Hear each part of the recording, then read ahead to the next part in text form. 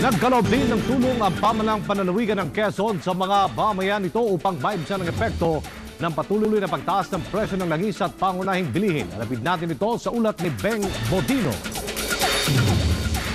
Sa layuning maiangat ang kabuhayan ng mga mamamayan ng Quezon at maibsan ang epekto ng patuloy na pagtaas ng presyo ng langis at pangunahing bilihin, nagpalabas ng pondo ang pamahalaang panlalawigan.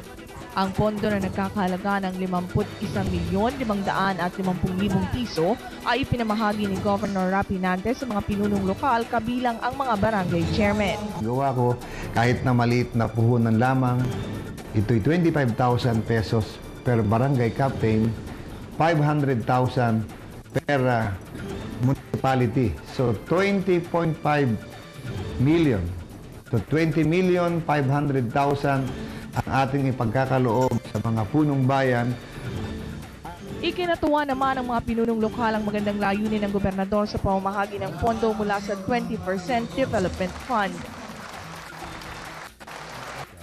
So, nakikita ko na yung bibigay sa atin ni Governor 1,000 will go to a good project at yung sinasabi niya na balik na 30% na tubo ay nakikita namin na makakapagbalik 30% ng tubo.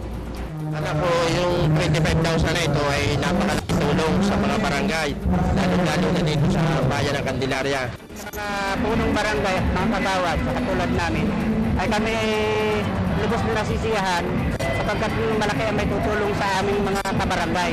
Samantala, nagpahayag ng suporta ang Department of Trade and Industry sa programang ito ni Governor Nantes.